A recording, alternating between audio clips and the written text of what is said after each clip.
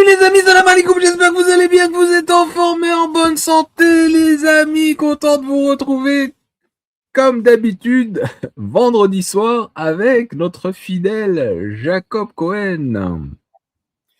Bonsoir. Ben, c'est dommage qu'on ne voit pas le cri d'enthousiasme de Wari. Bon. Donc, je Wesh. vous salue. Et puis, voilà, bon, ben, on va entamer cette nouvelle conversation.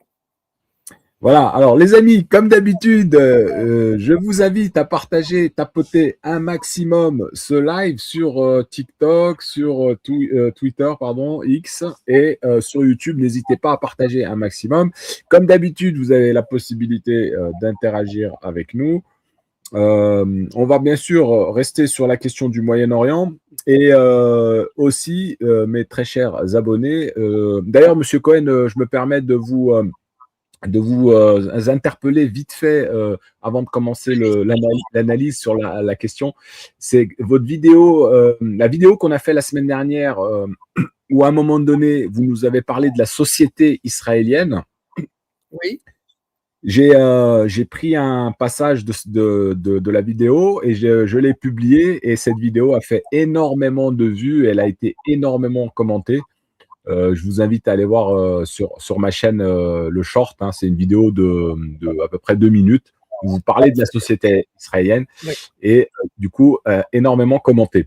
Alors les amis, on va donner la parole à Monsieur Jacob Cohen qui va commencer sur l'actualité au Moyen-Orient. Je vous laisse Monsieur Cohen, c'est à vous.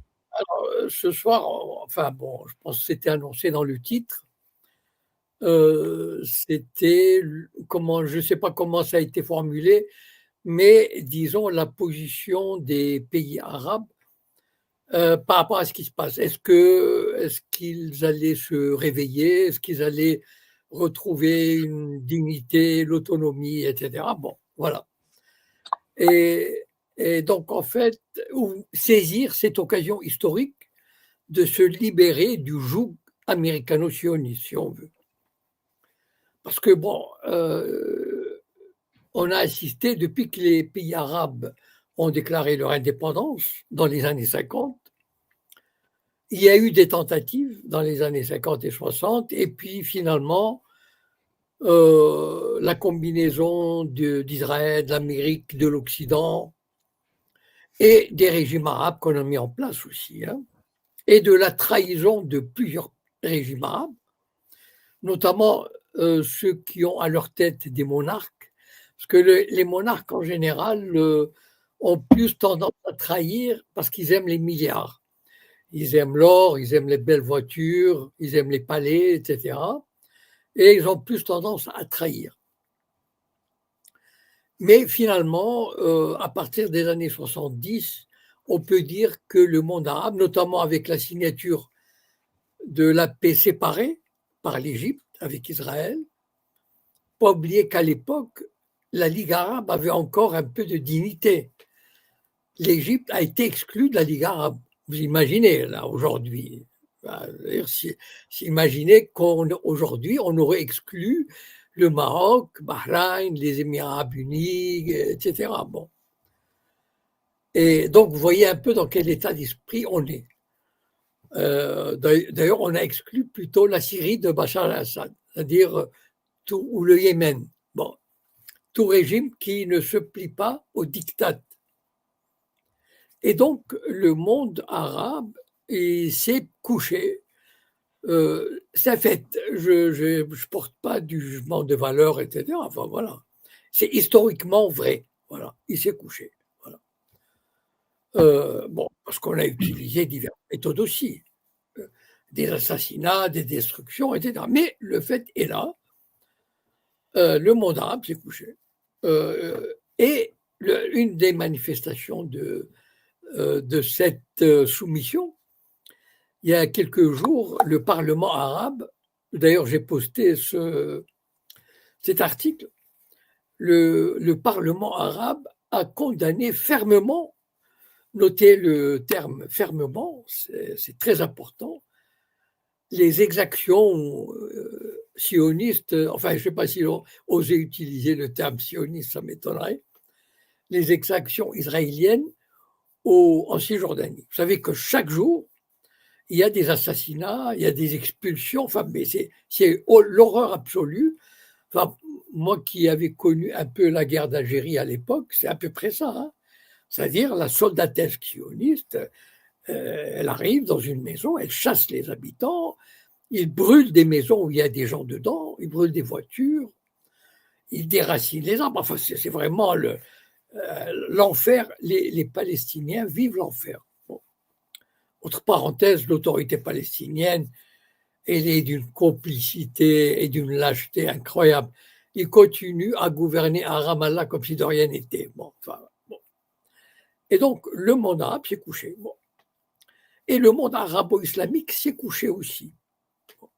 Je ne reviendrai pas là-dessus, c'est-à-dire que les 57 pays de l'organisation de la conférence islamique n'ont pas levé le petit doigt, enfin, à part le fait de publier des communiqués. Et ça, en général, quand on est en position de faiblesse et de lâcheté, on sait faire des communiqués. Alors pour les Arabes, faisons-leur confiance, ils savent faire de très beaux communiqués. Et donc, moi, j'avais dit à l'époque, il aurait suffi que les 57 pays de l'OCI déclarent, si l'agression sioniste ne s'arrête pas dans les 24 heures, on suspend toute exportation. Je vous garantis que dans les 24 heures, Israël aurait cessé. Mais malheureusement, le monde arabo-islamique est dans l'état dans lequel il est.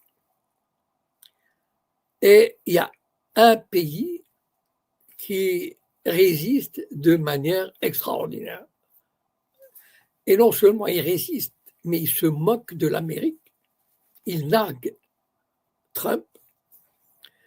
Il y a par exemple ce poste-là de la télévision iranienne aux soldats américains. Nous vous attendons. Voilà. Venez, venez, venez. Ça fait des années qu'on vous attend. Et les Américains, ils ont la trouille d'y aller. Voilà. Et Trump, bon, c'est pas le sujet.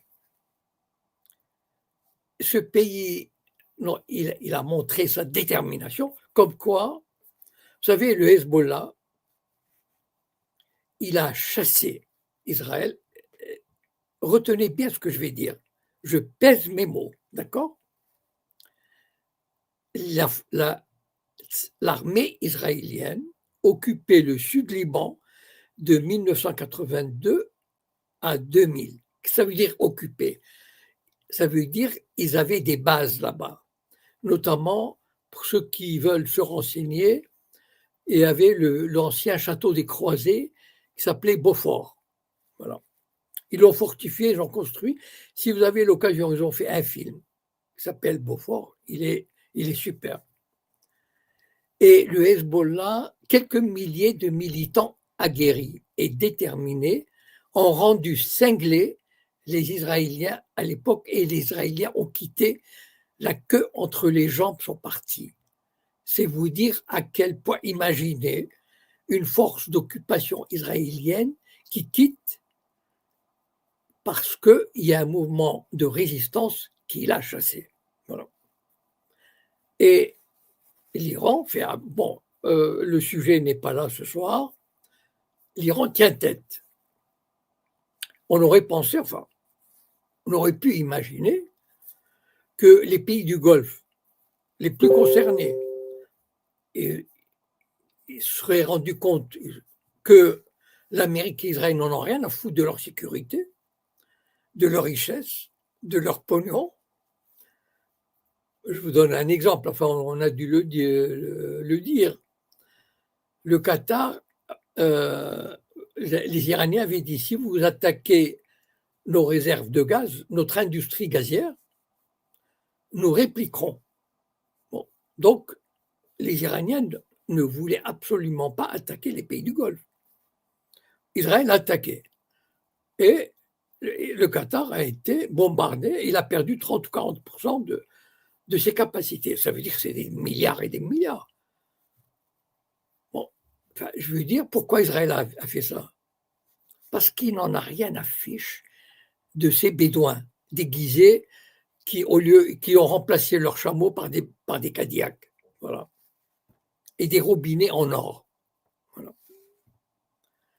On aurait pu penser que ces monarchies auraient un peu de dignité. Enfin, je ne sais pas si on peut parler de dignité concernant ces gens-là. Ils n'ont aucune légitimité sur ces terres, sur cet argent. Et donc, on aurait pu se dire, voilà, ils ne nous protègent pas. On leur a donné des dizaines de milliards, on a acheté des armements, on n'est pas défendu. Et en plus, on nous met, et je dis, faites attention, je le dis solennellement ce soir, les pays du Golfe, si l'Iran attaque les usines de dessalement, toute la région mourra de soif. On est d'accord, mourra de soif. Voilà. Donc, les Américains et les Israéliens le savent. On va voir ce qu'ils vont faire. C'est-à-dire, les Iraniens les ont avertis. Donc, ces pays du Golfe, leur survie, elle tient au bon vouloir d'Israël, de l'Amérique, qui les trahit, qui les pille, qui les méprise en plus. Il les méprise. Bon. On aurait pu se dire, zut, voilà une chance historique. C'est vrai qu'on ne peut pas. Ils étaient à la merci d'Israël, de l'Amérique. Bon, on ne peut pas leur reprocher de se soumettre, mais là, ne serait-ce que se dire publiquement, nous sommes neutres, nous ne voulons plus des Américains, nous voulons être neutres. Voilà. Fichez-nous la paix. Même ça, ils n'ont pas osé, et même, et pire, d'après les informations sérieuses que j'ai vues, l'Arabie saoudite et Bahreïn enverraient des forces, se joindraient aux forces américaines qui débarqueraient dans la région. Voilà. C'est dire à quel point ces pays du Golfe, quand je dis les pays du Golfe, je mets dans le paquet tout le monde arabe. Ils sont tous pareils, voilà, à peu près. En gros, ils sont tous pareils, voilà. Et donc,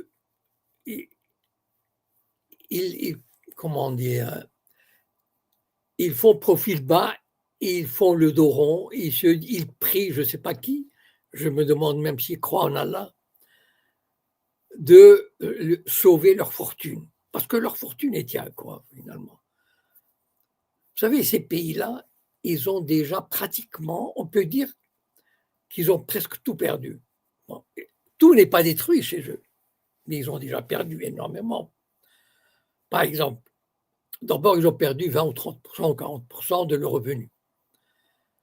Ils vivent de quoi, ces pays-là? Ils vivent de populations étrangères qui travaillent, qui fait tout. Vous savez, eux, ils sont des nababs. Voilà. Vous savez, les Saoudiens, les Qataris, etc., ils sont des nababs. Et ils importent des millions de travailleurs d'Inde, du Pakistan, Bangladesh. Ils leur confisquent leur passeport et ils sont asservis par ces nouveaux maîtres. Voilà. Mais ces gens-là vont partir. Ils ne vont plus être payés. Les Américains sont ou partis ou vont partir. Dubaï s'est effondré, etc. Enfin bon, donc, ces pays n'ont plus rien. S'il leur restait un tout petit peu de dignité, je dirais, pour sauver l'essentiel, mais ils sont tellement soumis que ils continuent dans cette voie de soumission pour sauver l'essentiel, parce qu'ils ont pris le pli. Or, il y a quand même une force de révolutionnaire qui a émergé en dehors de l'Iran.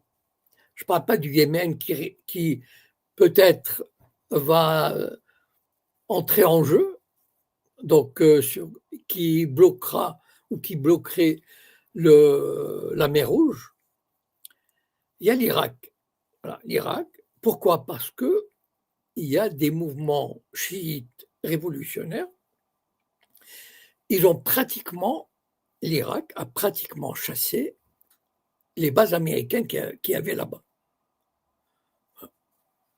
J'espère qu'ils reprendront le Koweït, parce que le Koweït était une province irakienne, c'était un morceau d'Irak que les Britanniques ont détaché de l'Irak, et ils ont trouvé un cheikh et ils lui ont mis la couronne sur la tête et ils lui ont dit: tu es le cheikh du Koweït et tu vas travailler pour nous. Voilà. En fait, c'est ça le Koweït. Et voilà la situation, à mon avis. Enfin, moi, je ne vois pas, sincèrement, je ne vois pas de rébellion ou de retour, ou comment dire, une tentative de récupérer une forme, ne serait-ce que de neutralité, d'indépendance. Je crains que l'Irak, probablement, je pense qu'il est, il est fini pour l'Amérique et pour l'Occident. À part la zone des Kurdes, je veux dire, après 23 ans d'occupation, les Américains ont fichu le camp. Je ne sais pas si vous avez vu, c'est l'humiliation américaine qui commence dans ces régions-là. C'est-à-dire, ils ont demandé un cessez-le-feu pour quitter et ils sont partis. Voilà. Ils ont tout laissé, ils sont partis. Voilà. Et ils sont partis où? En Jordanie. Et à propos de la Jordanie, voilà encore un roitelet qui, malheureusement, enfin, regardez comment on a transformé le monde arabe en caniche. Enfin, c'est presque. Enfin, j'ai tellement honte de la Jordanie. Le roi de Jordanie a envoyé, c'est une source sûre, c'est une information certaine, a envoyé 5000, disons, militaires de maintien de l'ordre, enfin, je ne sais pas comment ils s'appellent, dans les pays du Golfe. Pourquoi? Parce qu'ils craignent la révolte des populations. Bon. En fait, à mon avis, ils n'ont pas grand-chose à craindre, uniquement à Bahreïn. Pourquoi? Parce que Bahreïn, il y a une majorité de chiites et qui contestent le roi, enfin, pas le roi, le monarque, oui, le souverain sunnite. Et la Jordanie, elle est d'une obéissance à Israël et à l'Amérique, c'est fabuleux. Enfin, s'il y avait des médailles d'or de la soumission, on devrait la donner à la Jordanie. Remarquez, l'Arabie Saoudite n'est pas en reste. Donc, je sais, pour le moment, vu l'évolution, parce que on ne sait pas ce qui va se passer. Il se peut que les Israéliens et les Américains, qui est en train de subir une défaite magistrale et qui reçoivent des demandes des Iraniens qui sont humiliantes. C'est vraiment les Iraniens. C'est ça, là. Moi, je suis béat d'admiration devant ce peuple. C'est extraordinaire. Eh bien, ils ont envoyé des demandes aux Américains, ils leur ont dit, voilà, vous voulez discuter, voilà nos conditions. C'est quasiment une reddition. Voilà. Voilà. Et les Américains, ils sont pris à la gorge. Je viens d'écouter une vidéo de John Mearsheimer, des plus grands spécialistes de la politique américaine. Ils sont complètement perdus, bien qu'ils montrent leur arrogance, etc., mais ils ne savent plus comment se dépêtrer. Et peut-être qu'à un moment donné, il faudrait peut-être passer par ces conditions-là. Voilà, c'est-à-dire les Iraniens, maintenant, ils veulent le détroit d'Ormuz à eux. Quel cadeau magnifique on leur a fait. Hein. Fantastique. Vous savez que le détroit d'Ormuz, il y a à peu près 3000 pétroliers qui passent chaque mois. Et l'Iran va demander ou demande 2 millions de dollars par passage de pétrolier. Il y a déjà des bateaux qui payent. Faites le calcul. 3000 multiplié par 2 millions. Voilà le cadeau que les Américains ont fait involontairement à l'Iran. Sans compter que les Iraniens, quand on voit leurs tweets, leurs déclarations, mais ils narguent l'Amérique. Voilà. Ils disent aux Américains, aux soldats, venez, nous vous attendons. Eh bien, on va voir ce qu'ils vont faire. Donc, dans quel état vont être les... Ce que je voudrais vous dire, c'est que dans quel état vont être les États du Golfe dans 1 mois ou 2 mois ou 3 mois. Si les Israéliens et les Américains attaquent les sources d'énergie, soit par orgueil ou par revanche ou je ne sais quoi, les États du Golfe vont perdre et les Iraniens, on sait maintenant qu'ils tiennent parole et qu'ils ont les moyens de le faire.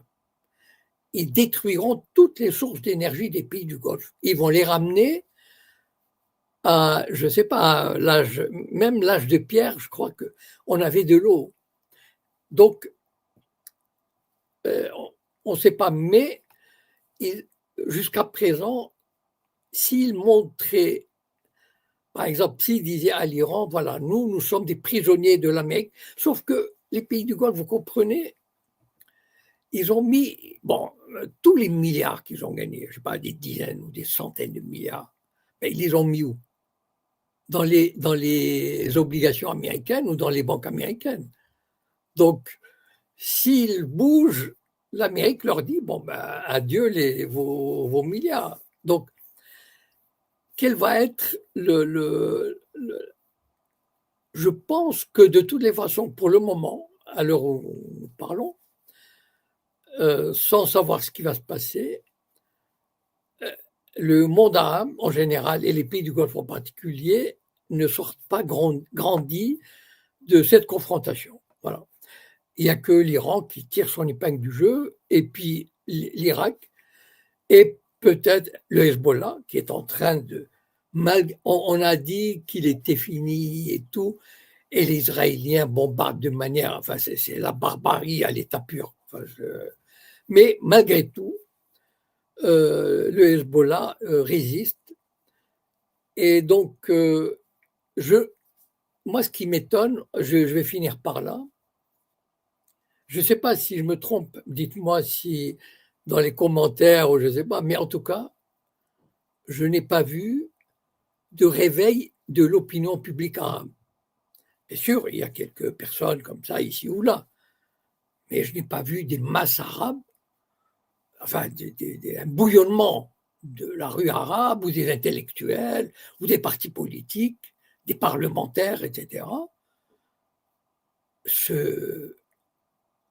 prendre position contre l'agression américano-sioniste.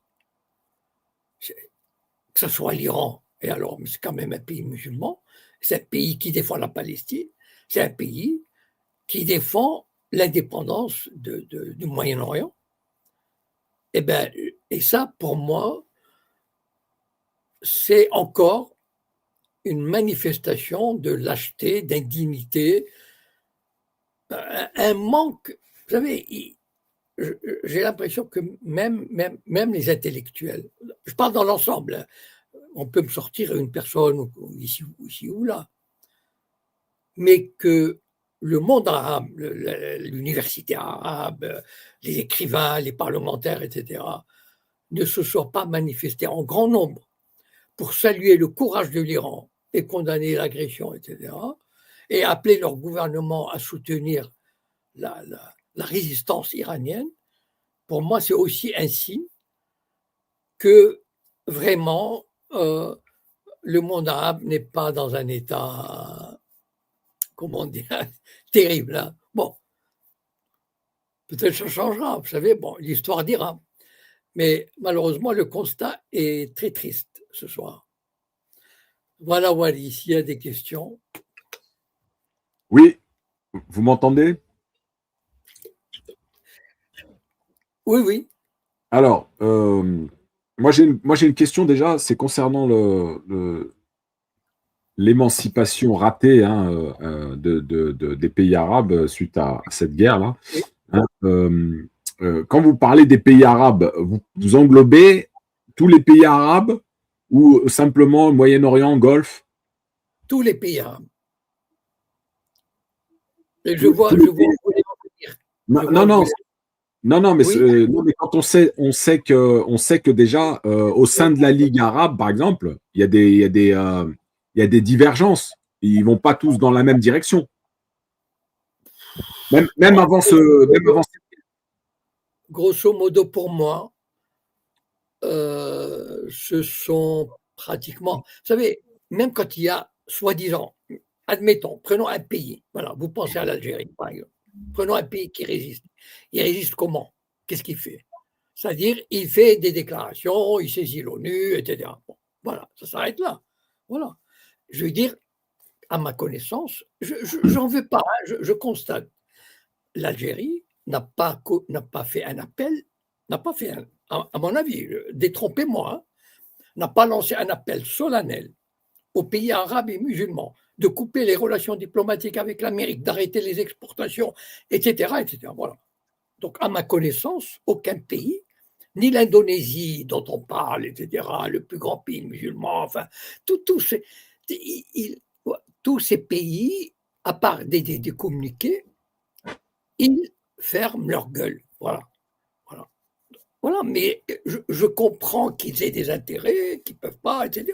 Je ne leur en veux pas, je constate. Voilà. Je constate que 57 pays arabo-musulmans, ils sont coincés. Voilà. Tout ce qu'il leur reste, comme j'ai dit tout à l'heure, le communiqué du Parlement arabe, enfin, je veux dire, comment le Parlement arabe, comment des parlementaires arabes, moi, à leur place, ils devraient avoir honte. Ils devraient au moins la boucler et ne rien dire.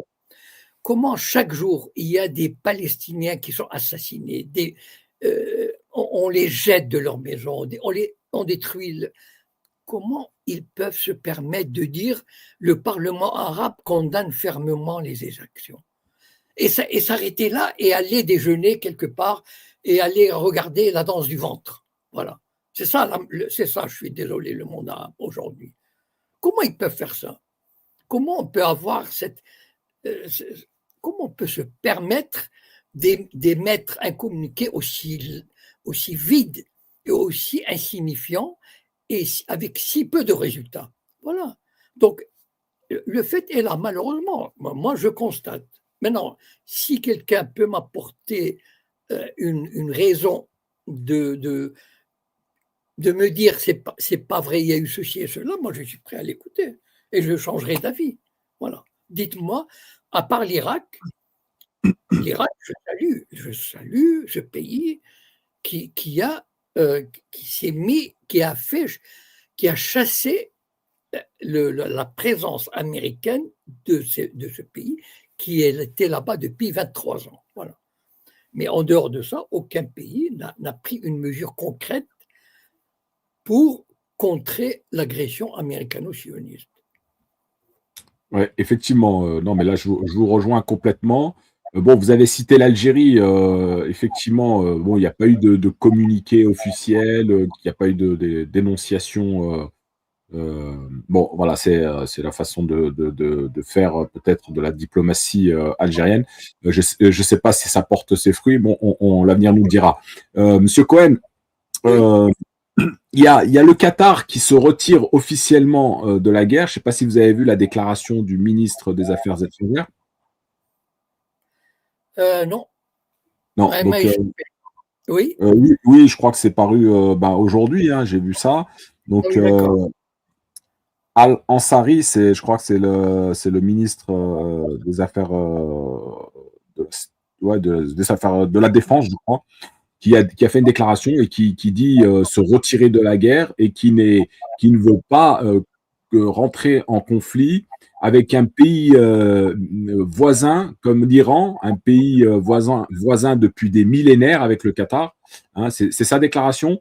Et il dit tout ça à cause d'un caprice d'une partie ou d'une autre. Voilà. Donc, en gros, bon, Oui, je, je je, ne je- crois pas que le Qatar se sauvera par une telle déclaration. Pourquoi? Parce que pour moi, c'est une déclaration hypocrite.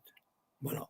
C'est-à-dire, c'est le genre de déclaration, vous savez, comme les pays du Golfe d'ailleurs ont essayé de dire à l'Iran au début, on n'y est pour rien, on n'y est pour rien. Pardon, pardon. Le Qatar, il y a une base américaine au Qatar, non? Ou je me trompe peut-être, non? Voilà. Est-ce qu'il y a une base américaine au Qatar? On peut vérifier. Je me oui, souviens oui, plus. oui. Oui, oui, bien Voilà. sûr, oui.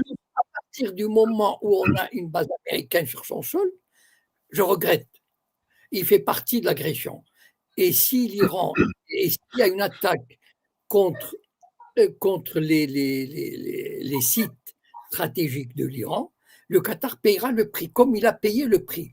Et donc, ce n'est pas la peine de chercher par une déclaration vide de sens, parce que il a tout le temps été l'allié des Américains. Voilà. Et donc, c'est pas par une déclaration qu'il va croire que, vous savez, les Iraniens ne sont quand même pas bêtes. Hein. Voilà. Donc, s'il y a une attaque, il paiera le prix. Voilà. En tout cas, bon, ça a été fait aujourd'hui. On verra ce que ça va donner ces prochains jours, cette déclaration. Effectivement, hein, vous avez complètement raison. S'il y a une base américaine sur leur territoire, il faut qu'elle quitte ce territoire et puis après, on pourra discuter. Voilà, bien sûr. Alors, Monsieur Cohen, j'ai vu en début de semaine, il me semble, oui, lundi, Olivier Delamarche, que Oui, vous connaissez, hein, l'économiste, oui, qui a fait une déclaration justement sur cette guerre. Je ne sais pas si vous l'avez vu. non, Alors, il a expliqué, hein, c'est son oui, analyse à lui, il dit que c'est une guerre monétaire aujourd'hui que fait les États-Unis contre la Chine, oui. dans le but de l'isoler par rapport au pétrole. Et d'ailleurs, cette guerre n'a pas commencé avec l'Iran, elle a commencé déjà avec le Venezuela, en s'accaparant des richesses du Venezuela.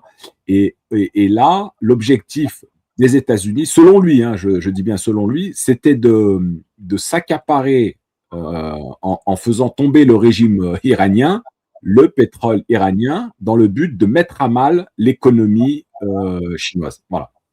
Qu'est-ce que Euh, vous en tout- pensez? c'est tout à fait vrai d'ailleurs.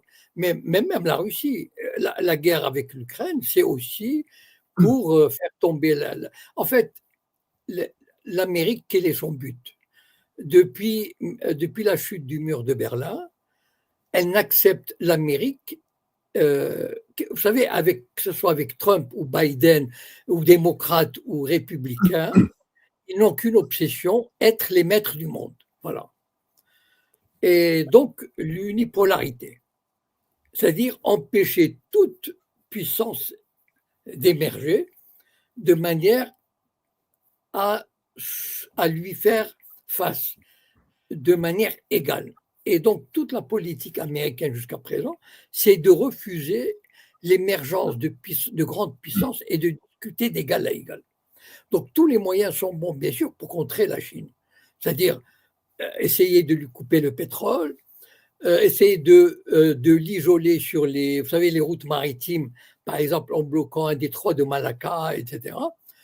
Et de d'empêcher vous savez, comment on appelle ça déjà, les routes de la soie.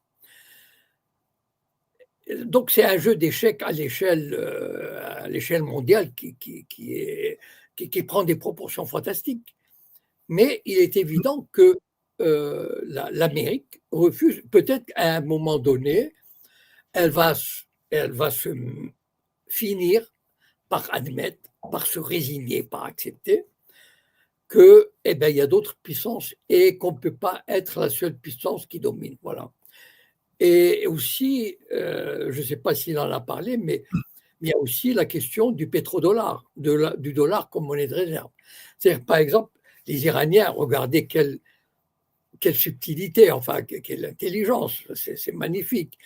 Les pétroliers qui passent par le détroit d'Ormuz, ils leur disent, vous pouvez passer, vous payez 2 millions de dollars comme droit de passage, mais il faut que vous payiez ce pétrole, même s'il ne nous appartient pas. Le fait de passer par le détroit d'Ormuz, ce pétrole doit être payé en yuan, voilà, pas en pétrodollars. Et donc, vous savez, c'est pour l'Amérique. D'abord, c'est une insulte incroyable, et en même temps, toute la puissance du dollar. Pourquoi l'Amérique a 39 000 milliards de dettes? Pourquoi il peut se permettre de vivre comme ça?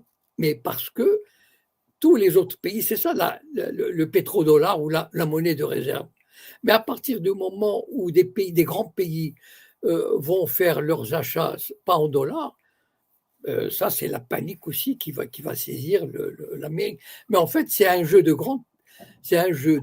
combat des grandes puissances où l'Amérique tente désespérément, parce qu'en fait, c'est un combat perdu aujourd'hui, vu que le reste du monde, pratiquement, est contre l'Amérique, c'est-à-dire les grandes puissances, même l'Inde, qui se libère de sa soumission, etc.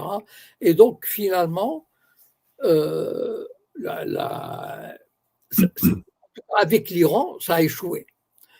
Et je suis de ce qu'on sait, de ce que j'ai pu savoir, c'est que la Chine et la Russie fournissent le nécessaire à l'Iran pour qu'il résiste pendant longtemps. Voilà.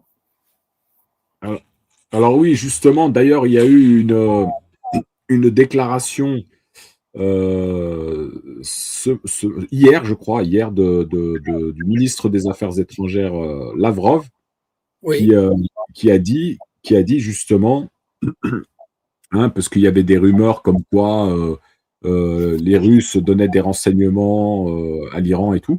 Et en fait, il a démonté ces rumeurs, mais bien sûr, il n'a pas nié le partenariat militaire qu'il y a avec l'Iran.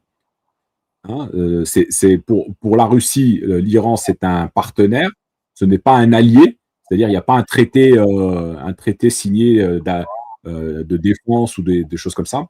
Et effectivement, d'ailleurs, le journaliste lui a posé la question, est-ce que selon vous, euh, l'Iran bafoue le droit international, hein, en attaquant les pays voisins, là, les pays arabes. Lavrov a répondu, en fait, non, dans cette affaire, l'Iran répond à une agression américano-israélienne, hein, et du coup, bon, je vous invite à voir cette déclaration. D'ailleurs, j'ai publié une vidéo sur ma chaîne. Monsieur Cohen, concernant le Qatar, je reviens là-dessus vite fait. Oui. C'est une déclaration de Yair Lapid qui annonce vouloir présenter une loi désignant le Qatar comme État ennemi.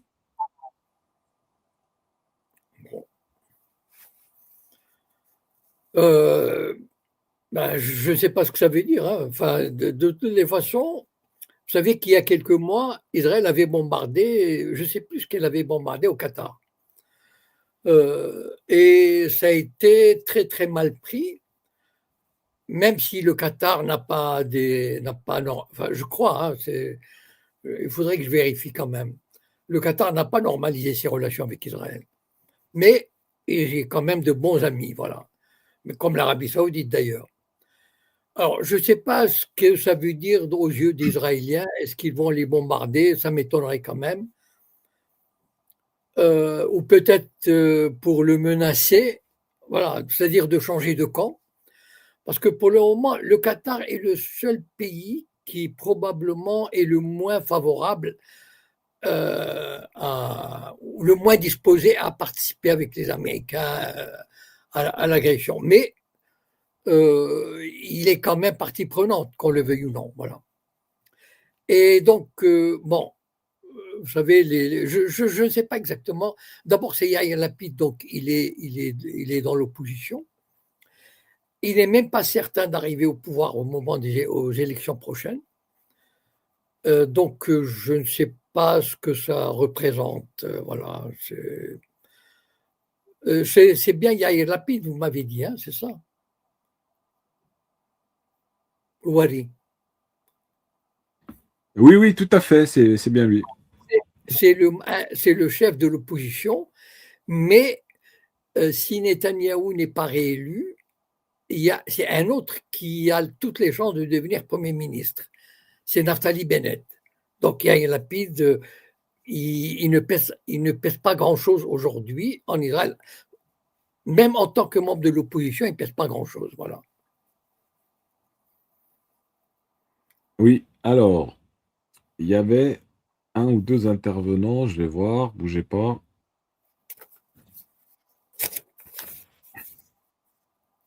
Il est plus là.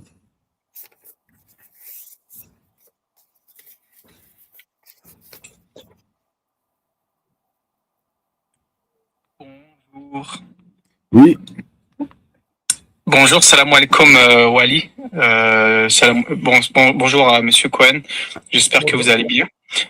Monsieur Cohen, ma question serait de savoir, est-ce que tout d'abord vous m'entendez? Dites-moi si le son il est clair. oui, oui, on vous entend très bien. Excellent, parfait. Donc ma question vous concernant, Monsieur Cohen, c'est concernant donc vous voyez les rapports de guerre présentement. Nous voyons que l'Iran a infligé énormément donc de dégâts en Israël, notamment la semaine dernière dans la ville de Dimona, mais pas que, également en tout début de guerre. Je me souviens avoir aperçu donc un quartier en Israël, je ne sais pas dans quelle ville, être complètement démoli. Et la question que j'aimerais vous poser, c'est quand on aperçoit que l'entité ne révèle pas l'étendue des dégâts, ne révèle pas le nombre de citoyens israéliens décédés sous ces frappes. Selon vous, c'est pour quelle raison? Est-ce qu'ils sont en train de mentir? En tous les cas, moi, j'en ai certainement l'impression, surtout quand on voit que durant le génocide de Gaza, mais pas que, également avec le Hezbollah, on a l'impression que les Israéliens ne révèlent pas leur mort. Et selon vous, est-ce que vous pensez qu'ils mentent? Et si oui, pour quelle raison, selon vous? Merci. Alors, ils mentent de manière qui, franchement, même moi, ça m'étonne. Parce qu'en général, connaissant la société israélienne, c'est une société ouverte sur le plan de la formation. Vous savez, Israël avait une très bonne réputation dans les années 80 à peu près, d'une des presses les plus libres. Et j'ai eu l'occasion de vérifier, c'est vrai. Et même l'année dernière, lorsqu'il y a eu la guerre de 12 jours, il n'y avait quasiment pas de censure. On voyait très bien, tout était filmé, etc. Et cette fois-ci, il y a une censure terrible. D'ailleurs, il y a même celui qui fait que la personne qui publiera des photos ou des films sur un bombardement, etc., peut être condamné à 5 ans de prison. Donc, vous imaginez un peu la hantise et la censure terrible. Et d'ailleurs, moi qui écoute régulièrement les informations venant de là-bas, ils tentent énormément de minimiser. À chaque matin, quand j'écoute, ils disent mais un missile est tombé sur un terrain vague, il y a eu très peu de dégâts, un blessé léger, voilà. Enfin, ou bien ils montrent une voiture. Donc, bon. Pourquoi ils font ça?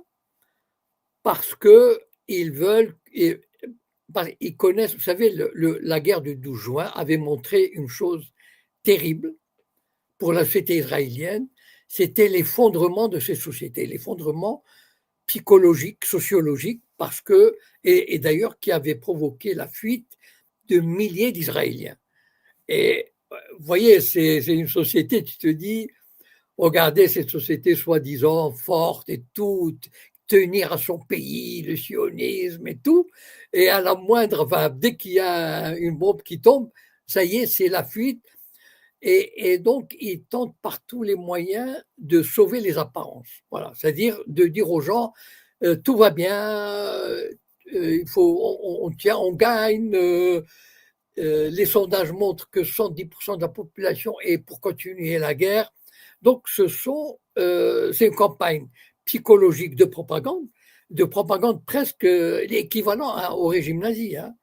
Elle est vraiment à un niveau, je n'aurais pas cru, c'est-à-dire vraiment de régime totalitaire. Les informations qui passent, enfin, sont vraiment des mensonges éhontés, voilà. Donc, ils tentent toujours de minimiser pour maintenir le moral de la population, lui cacher la vérité et éviter la panique. Parce que, voilà. Et donc, chacun croit, même quand, par exemple, j'ai vu une Israélienne qui était dans un abri et qui disait, voilà notre vie depuis plusieurs jours, on n'en peut plus, on est fatigué, etc. Mais comme la radio leur annonce que l'armée sioniste, elle est en train de gagner, que l'Iran est en train de s'effondrer, qu'il n'y a rien, il n'y a pratiquement pas chez nous, il n'y a rien du tout, pas grand-chose, ben c'est pour maintenir le moral. Voilà, c'est pour maintenir la population dans l'ignorance totale de ce qui se passe et pour qu'elle ne sombre pas.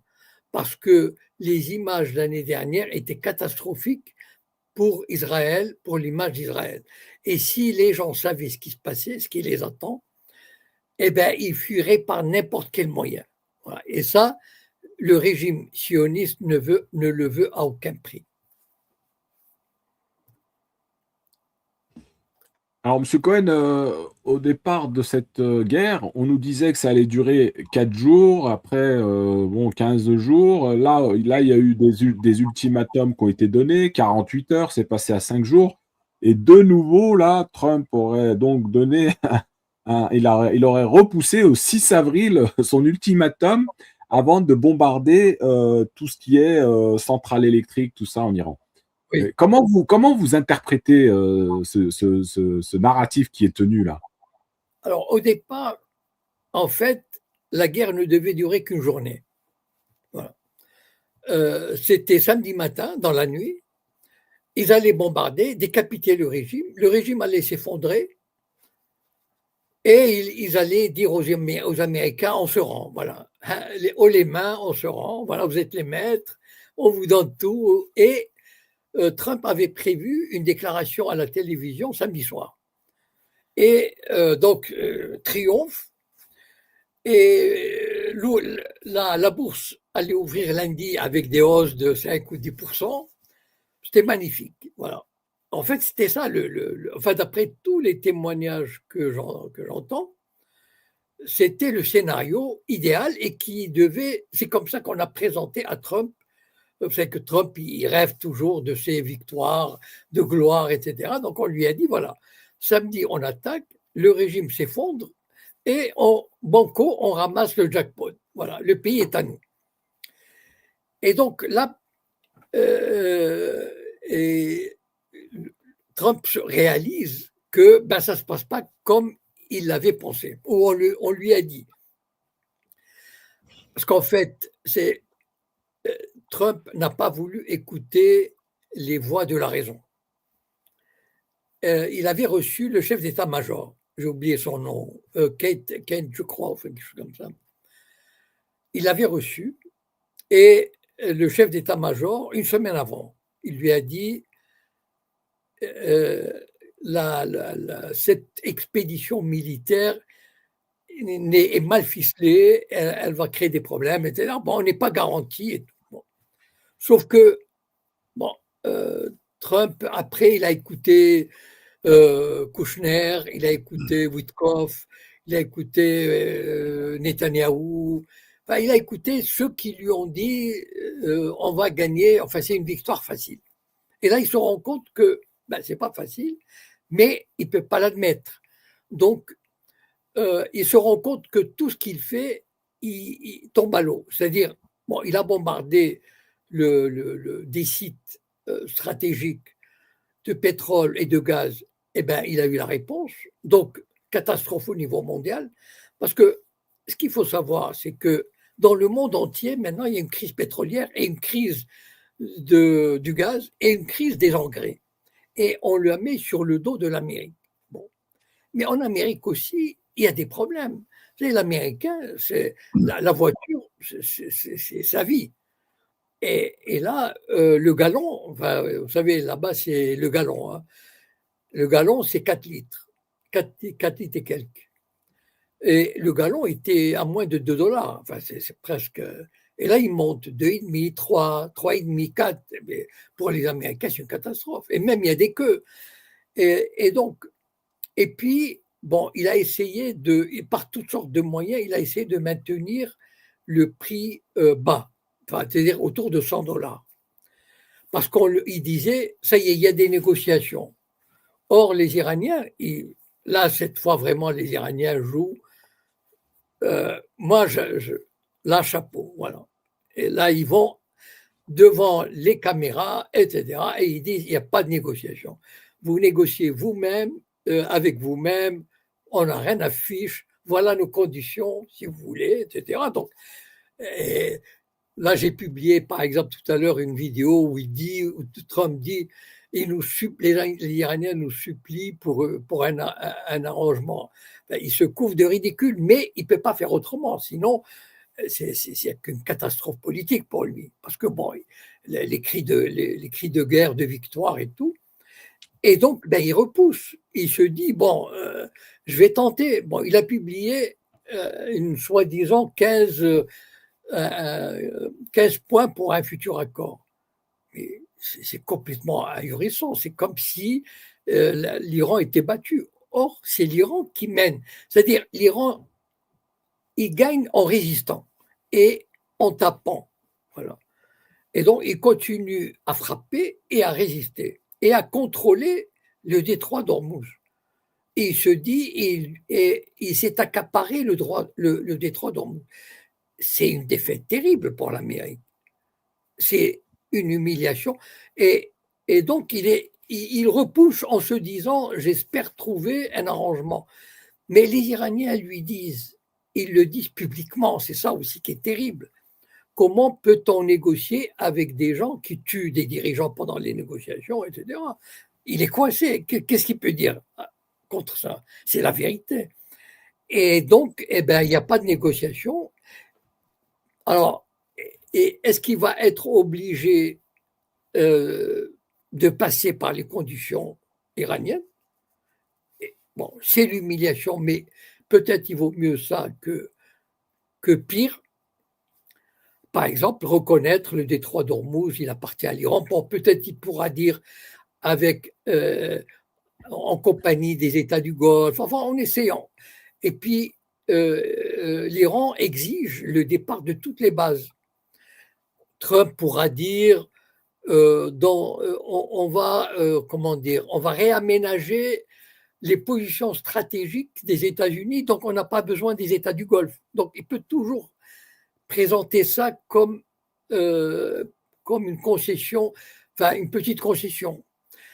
Mais il a un choix terrible devant lui. Voilà. Comme dit John Mearsheimer, il dit que Trump, c'est comme aujourd'hui l'Amérique, c'est comme un navire qui fonce droit sur un iceberg. Voilà. Il va sur un iceberg, il le voit l'iceberg. Et il va contre l'iceberg. Voilà. Alors, qu'est-ce qu'on fait quand on va contre l'iceberg? Donc, les choix pour Trump sont très réduits. Et est-ce qu'il envoie des troupes? Et s'il y a 500 morts américains ou 1000 morts, vous imaginez le scandale. Donc, il ne sait plus quoi faire, mais il continue quand même à. Moi, je le vois. Enfin, vous savez, il y a des sites où ils font passer les déclarations de Trump. Il continue à faire la grande gueule du genre nous on les bat. Son ministre de la guerre, il est horrible, ce type. Il dit nous négocions par les bombes. Enfin, il y a vraiment des trucs sur l'Amérique qui ressortent. C'est assez édifiant comment ce pays on dirait qu'il retourne à l'Inquisition, au temps de l'Inquisition. C'est-à-dire le Christ contre les infidèles, contre les Sarrasins, enfin, c'est l'horreur absolue face à ce pays. Mais les Iraniens sont pas, c'est-à-dire tranquilles. Ils ont pratiquement toutes les cartes en main. On les bombarde, c'est vrai, mais ils savent que au bout, ils auront ce qu'ils souhaitent, c'est-à-dire se débarrasser de toute menace future, avoir la liberté d'enrichir l'uranium comme ils veulent, d'avoir le programme de missiles qu'ils veulent et qu'il n'y ait plus de sanctions, etc. Ils s'y tiennent à ces revendications et à mon avis, ils les auront d'une façon ou d'une autre, que ce soit dans une semaine ou dans un mois ou dans 2 mois. Alors, monsieur Cohen, je ne sais pas si vous êtes au courant, mais il y a une réunion du G7 aujourd'hui à Paris. Oui, j'ai vu, oui. Voilà, qui s'est tenue. Et bon, en résumé, donc, comme je vous ai dit, Trump, il annonce un report de l'ultimatum au 6 avril. Il y aurait des négociations prévues. Alors, non, selon les dirigeants américains, les négociations avec Téhéran sont bonnes et fructueuses. C'est marrant. Oui. Un gros mensonge. Ouais. Aucun accord de négociation n'a été trouvé et aucun plan de pourparlers ne semble réaliste à ce stade. Il y aurait des discussions directes prévues au Pakistan, a annoncé le ministre allemand des Affaires étrangères. Hein, Oui. et on a le ministre israélien de la Défense qui a promis une intensification des bombardements en raison de la poursuite de tirs de missiles visant les civils.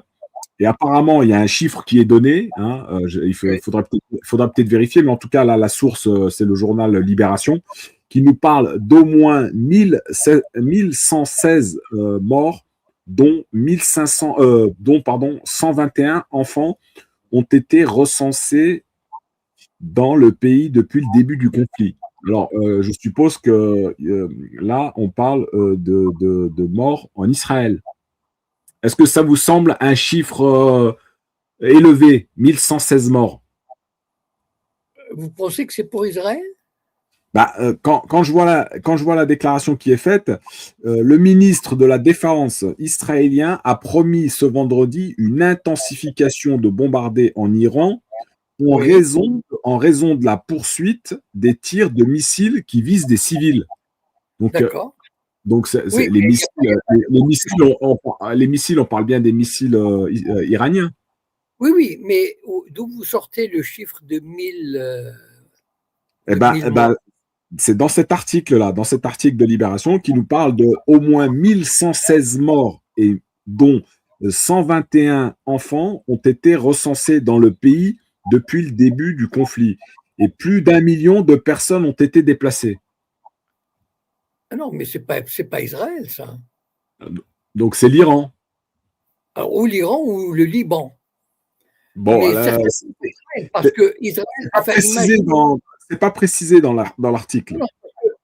Moi, en 3 semaines de guerre, si on suit les Israéliens, leur source officielle, il y a peut-être 2 morts et 30 blessés. Voilà.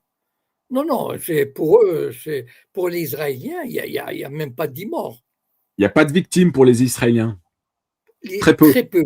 Comme je vous ai dit, à chaque fois qu'il y a quelque chose, ils disent le missile est tombé sur un terrain vague et il y a 1 ou 2 blessés légers. Voilà. Donc, ils ne reconnaissent jamais, très rarement, un mort. Voilà.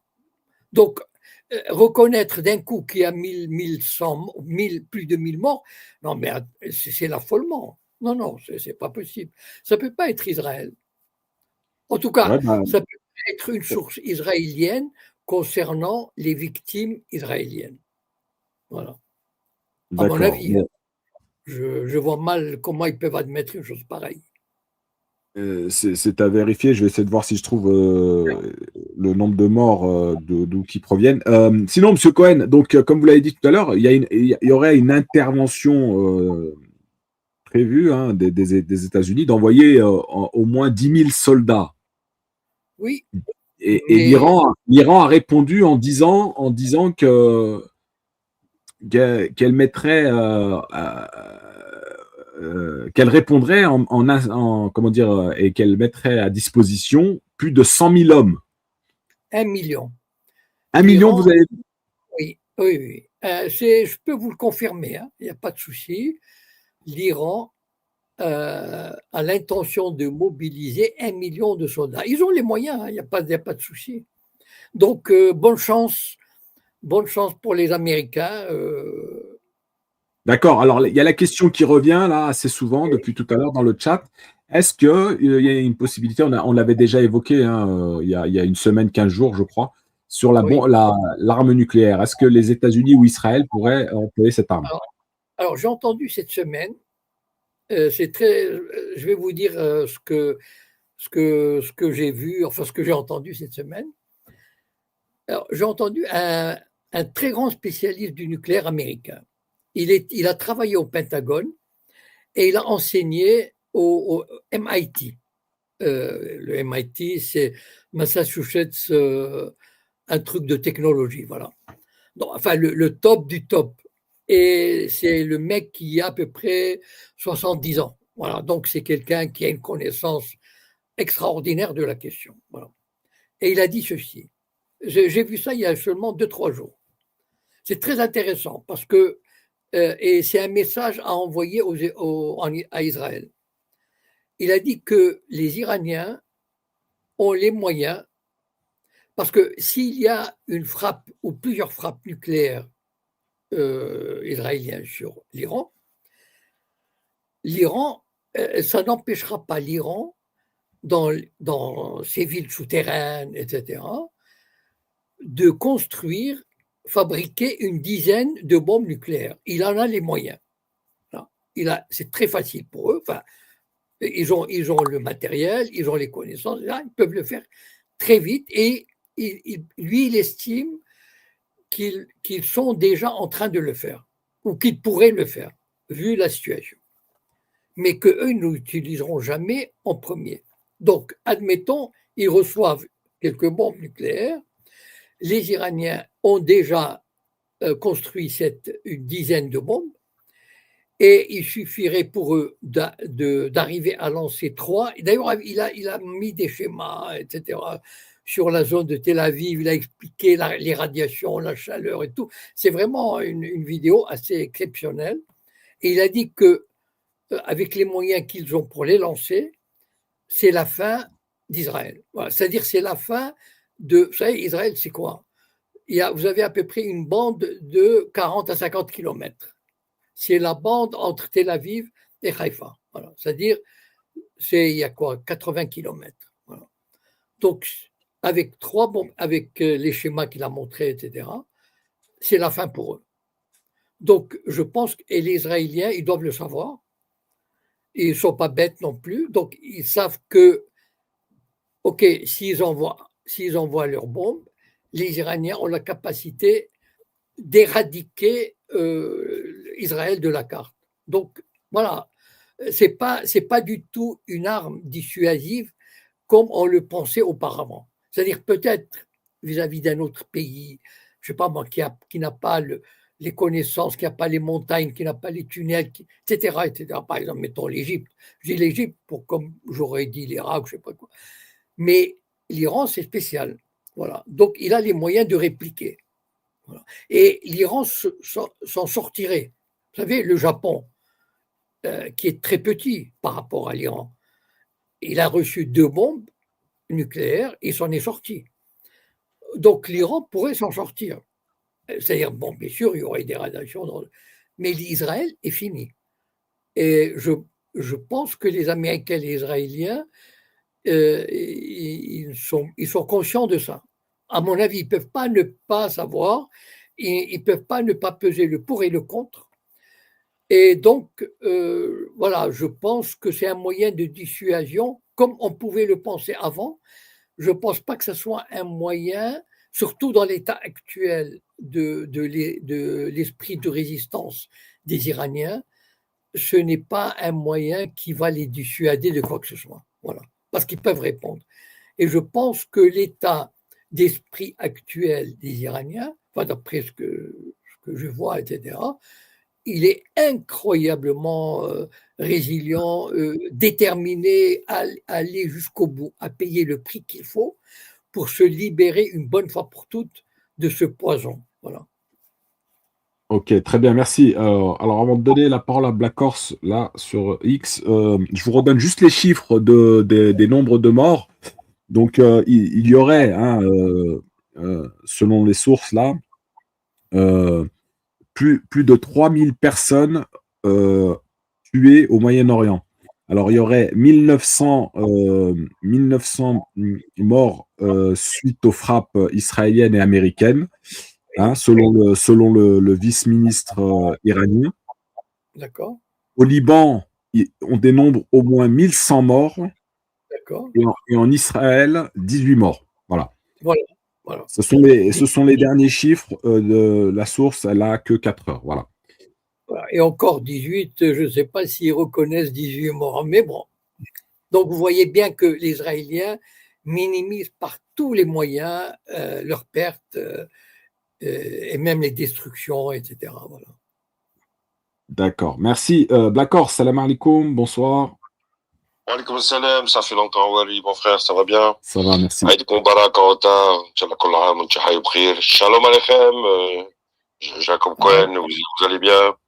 Que la paix soit sur tous les autres. Oui, alors, il a raison, hein, c'est bien les chiffres du Liban, tu sais, les 121 enfants, etc. C'est les chiffres du Liban que Libération a annoncé, et 3000 morts et 1 million de déplacés, etc. Et sur la... Bon, alors tout le monde suppose que l'Iran pourrait, puisqu'ils ont 400 kilos d'uranium à 60%, très rapidement, alors qu'ils ont sûrement peut-être les bonnes têtes bien faites et bien pleines qui seront capables de le faire, hein, puisque depuis le temps que ils ont des scientifiques qui sautent à tout va, puisque on sait que pendant des décennies le Mossad les a tués à travers le monde, hein. Mais il n'empêche que, je sais pas, moi, personne ne peut savoir. Moi, je vais éviter de supposer, mais je vais émettre une hypothèse et peut-être que vous allez me rejoindre. Est-ce qu'ils sont, puisque aujourd'hui on se rend compte qu'ils sont capables, ils nous ont sorti des missiles technologiques assez impressionnantes, hein. Le monde entier vient d'être bouche bée dans ce qu'ils viennent de montrer de la résilience et la capacité à répondre à cette attaque qui n'est qu'une déclaration de guerre, hein. C'est-à-dire qu'ils ont le droit de se défendre, comme diraient pas mal nos médias depuis un certain temps en parlant des frappes préventives. Eux, ça n'a pas été préventif, ça a été suite à une agression. Mais par contre, une chose et ça vous avez parlé de la superficie d'Israël, la superficie, est-ce qu'ils ont véritablement besoin, puisque quoi qu'il arrive, il me semble que, alors ils disent qu'il y en a pas trop, hein, ils parlent des réacteurs de Sorek et le réacteur de Dimona, mais il suffit que s'ils aient éventuellement, puisqu'ils parlent maintenant de missiles qui viennent de sortir, qui pèsent des dizaines de tonnes, hein, c'est plus le Khorramshahr 4, mais c'est encore plus, c'est ce qu'ils sont en train de sortir. Mais il suffirait qu'ils aient quelque chose qui ait la capacité de percer ces blindages qui sont, quand on sait ce que, si on regarde au détail près un petit peu sur les centrales nucléaires françaises, c'est des épaisseurs effectivement avec ciment, blindage et acier, mais est-ce qu'eux, ils n'auraient pas développé une arme qui justement, si demain ils reçoivent une arme nucléaire, plutôt que de taper avec des armes nucléaires, ils pourraient taper avec un missile qui serait capable d'irradier complètement le pays. Et auquel cas, dans le cas où Israël devrait taper, là on serait arrivé à la doctrine Samson. Mais par contre, en réponse, il se pourrait très bien que ce soit non pas par une arme nucléaire, parce qu'auquel cas, ça répondrait à, enfin, quelque part, ils auraient perdu de tous les côtés. C'est-à-dire que, imaginez, comme vous l'avez dit, tous les grands spécialistes, hein, depuis longtemps, ont parlé de l'Iran comme étant un pays qui était un cauchemar pour pouvoir être envahi, surtout la ville de Téhéran. C'est-à-dire que c'est pas des montagnes, c'est des choses qui sont abruptes, impassables. Et comme ils ont construit, on l'a vu, des villes souterraines, des lancements souterrains, ils ont tout fait de façon souterraine parce que ça fait 47 ans qu'ils sont menacés, mais ils se préparent à quelque chose.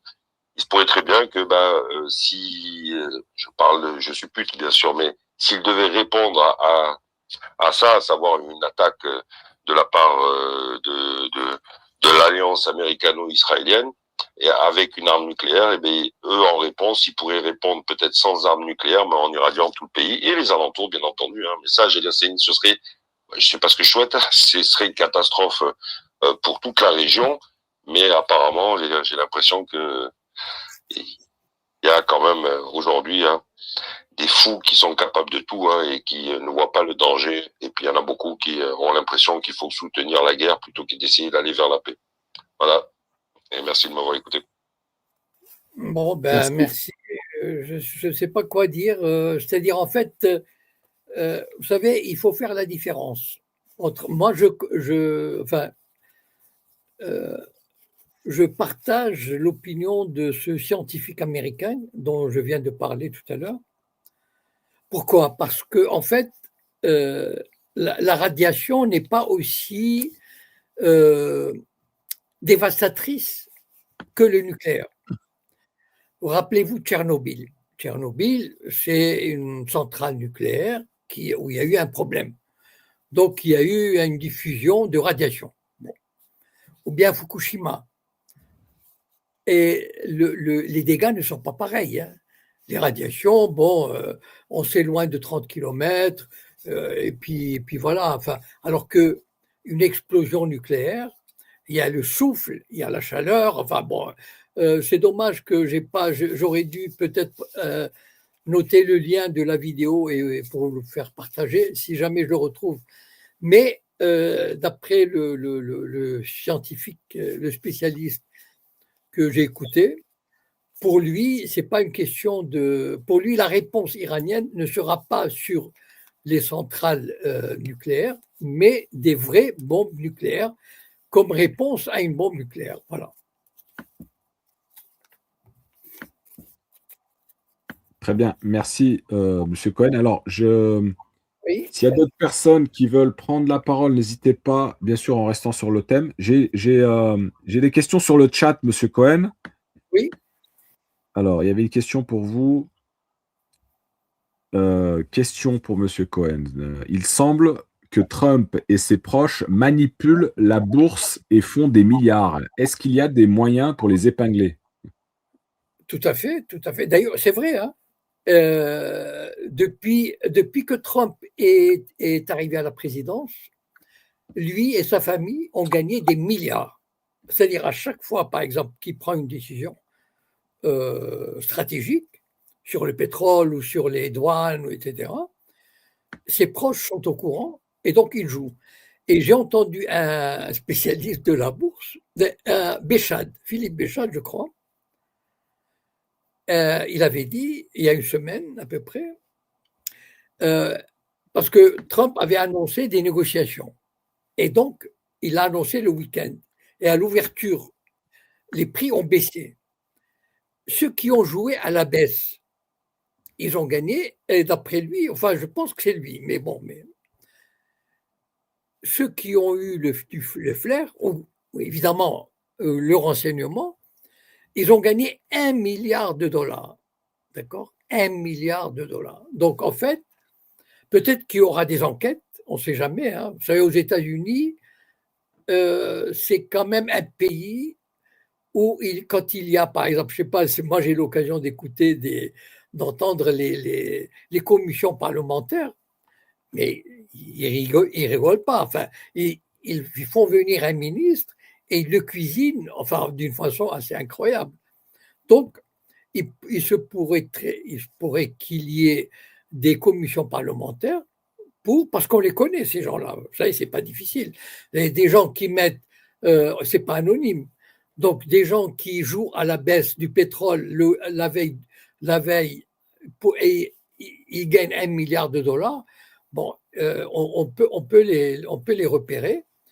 Et il se peut que, surtout s'il y a une catastrophe, si ça ne finit par une catastrophe, je veux dire économique, financière, ou peut-être humaine, militaire, etc., eh ben, et surtout si aux prochaines élections de mi-mandat, les démocrates prennent la Chambre des représentants, et donc feront des enquêtes, et à ce moment-là, ben, on pourront faire venir le fils de Trump, il est à la tête, il a 20 ans ou 22 ans, il est à la tête enfin à la tête, en tout cas, il est dans une espèce d'entreprise financière, etc.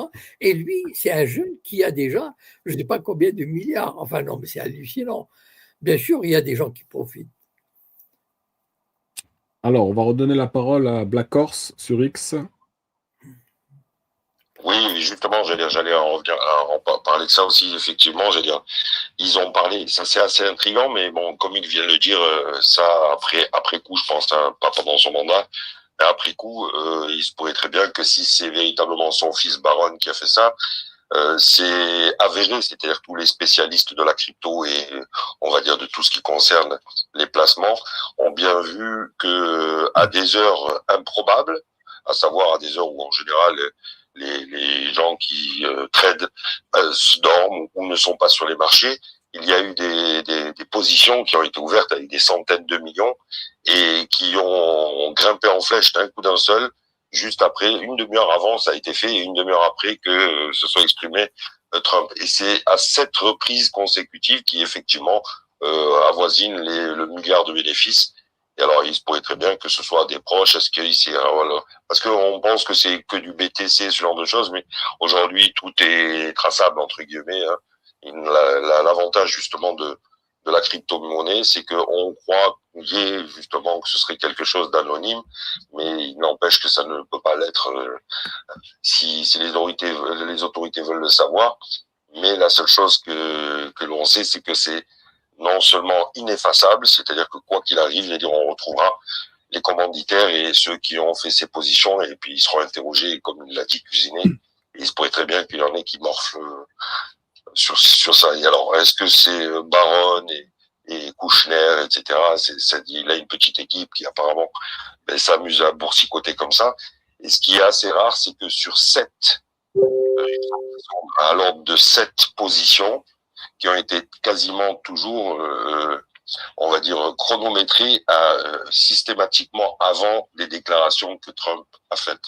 Donc ça pourrait effectivement faire le lien alors avec des proches de Trump, puisque dès s'il s'exprime pour donner confiance au marché ou dire quelque chose qui va faire varier et qui va toucher, on va dire, tous les investisseurs qui vont justement partir à faire à la hausse ou à la baisse, c'est-à-dire des investissements, mais une demi-heure avant, il y a une position qui se crée, enfin quelques minutes avant, une petite demi-heure, mais un petit temps avant, et ça, c'est révélateur d'un délit initié.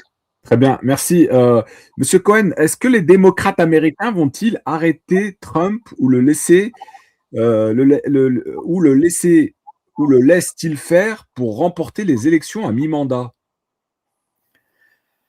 Non, c'est-à-dire, vous savez, quand un pays est en guerre, et l'Amérique connaît bien ces passages, parce qu'ils sont souvent en guerre, donc il y a un sentiment patriotique, c'est-à-dire le pays est en guerre, il faut protéger nos soldats et nos intérêts, voilà, protéger nos soldats, on ne va pas les poignarder dans le dos, d'accord? Mais, cela dit, il y a là, ces derniers jours, il y a eu vous savez, Tulsi Gabbard, enfin, tous les responsables, le directeur de la CIA, etc., un des responsables du département d'État, ils ont été cuisinés par des commissions parlementaires. Donc, évidemment, c'est une façon, pas de taper sur l'intérêt national du pays, mais, disons, de mettre en difficulté la décision de Trump. Pourquoi il a pris cette décision? Qui lui a dit ceci?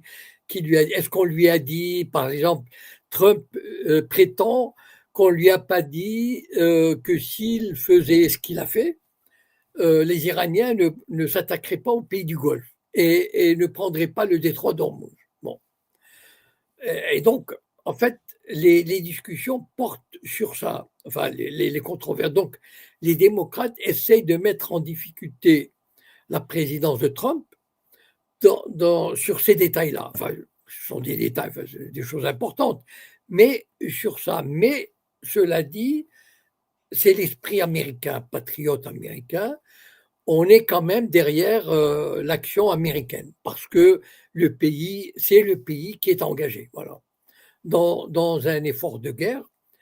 Mais ça n'empêche pas de régler ses comptes entre républicains et démocrates, entre la présidence et les démocrates, parce que les démocrates ont quand même un beau jeu à jouer, surtout avant les élections de novembre. Alors, une autre question. Pensez-vous que les stocks d'uranium enrichi sont toujours présents en Iran? Peut-être Isoan. Les Américains et Israéliens peuvent-ils s'en emparer lors de leur parachutage en Iran? Écoutez, bon, j'imagine que d'abord, le stock, il est toujours en Iran et je suppose qu'il doit être très bien gardé. Je suppose, hein, je suppose qu'il n'est pas, comment dire, dans un seul lieu. Donc, c'est pas, enfin, je veux dire, même s'ils atteignent un lieu, est-ce qu'ils, bon, est-ce qu'ils pourront, il y a eu, il y a des rumeurs comme quoi les Israéliens et les Américains se préparaient à s'en emparer. Vous savez, il y avait des films, enfin, de mon temps, dans les années 60, on faisait des films de guerre comme ça, comme les canons de Navarone, enfin, des trucs du style où une équipe américaine, en général, ils avaient toujours le beau rôle, hein. Donc, une petite équipe qui va s'emparer, faire sauter les canons de Navarone, qui est gardé par des centaines de soldats allemands, etc. Bon, ça me rappelle un peu ces films, mais on n'est pas au cinéma ici, hein. Donc, au cinéma, c'est toujours les Américains qui gagnaient. Là, c'est pas nécessairement, ça sera pas nécessairement le cas, voilà. Enfin, on leur souhaite bien du plaisir. Oui, bon, bah écoutez, Monsieur Cohen, je rappelle quand même le thème de cet entretien aujourd'hui, c'était l'émancipation ratée des pays arabes suite à cette guerre au Moyen-Orient. Ils n'ont pas saisi l'occasion de pouvoir comment dire de s'émanciper et de sortir de cet impérialisme et de cette hégémonie américaine dans la région. Bon, il n'est peut-être pas trop tard, Monsieur Cohen. Non, en fait, j'ai bien dit à un moment donné, j'ai dit, je parle en ce vendredi 27 mars. Dans une semaine, dans un mois, dans 3 mois, on ne sait pas comment ça va tourner. Voilà. Selon, je pense que il n'est pas trop tard parce que si la chose tournait réellement au détriment d'Israël et de l'Amérique, où on verra vraiment la défaite presque humiliante de l'Amérique, ben à ce moment-là, il est probable, il est plus que probable, surtout par exemple si l'Irak s'est libéré de l'emprise américaine, si par exemple l'Irak prend le Koweït, reprend le Koweït, et donc il y aura, on est à l'abri d'aucune surprise, voilà. Donc, ce que je dis ce soir n'est pas du tout une image figée pour l'avenir. D'accord? C'est-à-dire tout est ouvert. On ne sait pas comment ça va évoluer, on ne sait pas ce qui va se passer, et on peut très bien imaginer un renversement d'alliance, une libération, je ne sais pas, voilà, par exemple l'Égypte, par exemple la Jordanie. Rien n'est fermé et tout est ouvert. Donc, les choses, vraiment, on peut assister à des choses extraordinaires dans quelques temps, de ce côté-là. Voilà. Alors justement, Monsieur Cohen, à la suite de cette guerre, est-ce que, du moins, avant cette guerre, pardon, tous les pays arabes dans la région hein, la Turquie aussi, il craignait peut-être un petit peu, justement, d'attaquer, Israël, mais aujourd'hui, peut-être qu'avec avec cette guerre, elle va permettre, justement, bah, d'avoir plus d'allant, et d'offensif, sur Israël, quand on voit justement que ce dôme de fer qui nous ont vendu que Israël nous a vendu, finalement, ne résiste pas tant que ça, aux attaques, iraniennes. Donc, est-ce que ça pourrait demain donner, l'idée à des pays comme la Turquie ou je sais pas, bah, vous avez cité l'Égypte, je sais pas. Probablement, probablement. Je pense que les peuples vont se rendre compte que l'Amérique n'est plus aussi. Peut-être que l'Amérique aussi va se retirer un petit peu sur son territoire. C'est-à-dire, pas volontairement, mais par la force des choses. Si par exemple, comme on le voit, il y a les prémices d'un désengagement américain des pays du Golfe. Voilà. Comme je crois l'avoir dit il y a quelque temps ici, c'est-à-dire que je vois mal comment on peut revenir à la situation antérieure. Toutes les bases ont été détruites, les radars, etc. Enfin bon. Et ça, même si on voulait le reconstruire, ça prendrait des années et des années. Donc déjà, on a effacé la présence américaine. Et pas seulement la présence militaire. Toutes ces entreprises, vous savez, comme Google, Amazon, etc. J'ai parlé d'une liste que l'Iran avait établie il y a quelques jours, et ils leur ont dit de dégager des pays du Golfe, sinon, de toute façon, ils allaient être bombardés. Donc, Dubaï, enfin, toutes ces structures américaines, capitalistes, etc., qui s'est installée là-bas, elle a disparu ou elle est en voie de disparition. Et donc, même si, admettons qu'on va trouver un arrangement, etc., ça ne peut plus revenir comme avant, parce qu'il faudrait des années et des années. Et les pays, je pense que ces pays-là ne voudront pas réinstituer ces bases, etc.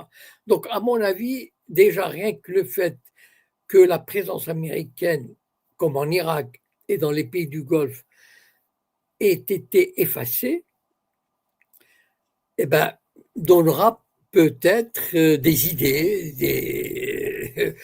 d'indépendance. Vous savez, c'est pas croire, le monde arabe avait des idées quand même d'indépendance dans les années 50 et 60. C'est seulement après enfin, il y a eu Saddam Hussein, il y a eu Kadhafi, etc. Il y aura peut-être d'autres personnalités de cette trempe, voilà, qui, je sais pas, qui feront un coup d'État, par exemple, un colonel. Kadhafi était un colonel qui a fait un coup d'État. Pourquoi pas? Pourquoi ne pas imaginer un coup d'État dans un pays de jeunes officiers qui diront ben, nous allons renverser le régime actuel et pour mener le combat. Voilà, donc tout est possible. Et justement, cette aventure américano-sioniste peut ouvrir la voie à ce genre d'événements. Alors, dernière question, puis je vous laisse, Monsieur Cohen, c'est concernant l'Espagne, donc qui avait retiré son ambassadeur et qui a donc décidé aussi, je crois, de se retirer de l'Eurovision puisque Israël participe à l'Eurovision et je crois qu'il y a il y a trois autres pays qui veulent se retirer de l'Eurovision. C'est la bonne voie à prendre, celle de l'Espagne actuellement. Vous en pensez quoi? Ben, malheureusement, il y a très peu de pays qui le font. Hein. L'Espagne. Mais, vous savez, il faut toujours un début. Et puis, il y a le poids de l'opinion publique. Et puis, il y a la répression. Là, tout à l'heure, par exemple, j'ai vu, il y avait vous savez, c'est la présidente d'Euro-Palestine. Oui, exactement, j'allais vous en parler. Il y a 2 ans de prison avec sursis, etc. Donc, les pays essayent par tous les moyens, pardon, les régimes allemands, français, britanniques essayent de réprimer toute manifestation pro-palestinienne, mais pour moi, c'est un signe de panique. Voilà, c'est pas. Vous savez, quand on condamne une dame de, je sais pas quel âge, à 60, à 2 ans de prison, même avec sursis, etc., enfin, bon, je sais pas combien d'amendes, c'est un signe de faiblesse. Enfin, je veux dire, parce qu'on voit que le barrage est en train de se fissurer. Et on peut pas, enfin, je veux dire, combien de temps on peut soutenir l'agression israélienne qui est, enfin, qui est aussi brutale, qui est aussi sauvage. Voilà. Donc, en fait, c'est un signe que ça craque d'un peu partout. Voilà. Ouais, donc en France, il y a encore du gros travail à faire, hein. Exactement, mais bon, voilà, il faut le faire.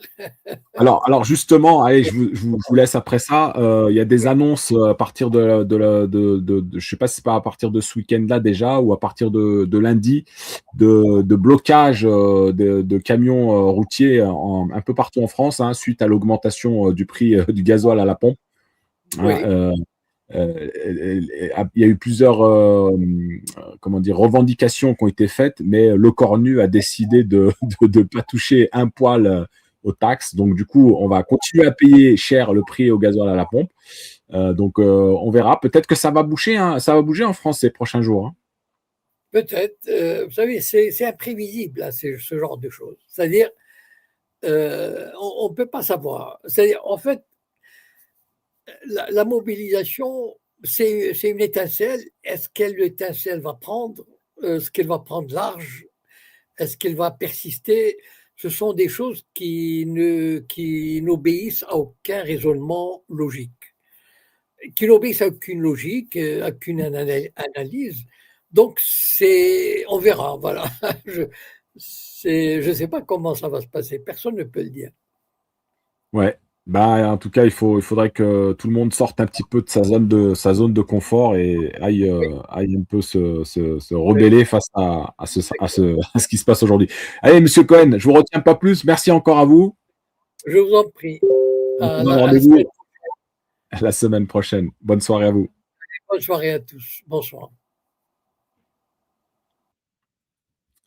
Voilà les amis, merci d'avoir suivi et partagé ce live. Je vous invite toutes celles et ceux qui n'ont pas suivi depuis le début, pardon, de vous abonner à la chaîne Altitude sur YouTube, hein, et vous pouvez revoir l'entretien en rediff et on se donne rendez-vous demain déjà. Demain, j'oubliais, hein, je vous annonce dès demain après-midi, ce sera aux alentours de 15h, un entretien avec un El Ralia Jimmy, défenseur des droits de l'homme, qui nous parlera de l'oppression qu'elle subit dans les territoires occupés de l'Aïoun, du Sahara occidental, puisqu'elle vit dans ces territoires occupés. Donc demain, entretien à partir de entre 14h30 et 15h30. Je ne vous donne pas l'heure exacte parce que c'est encore pas précis.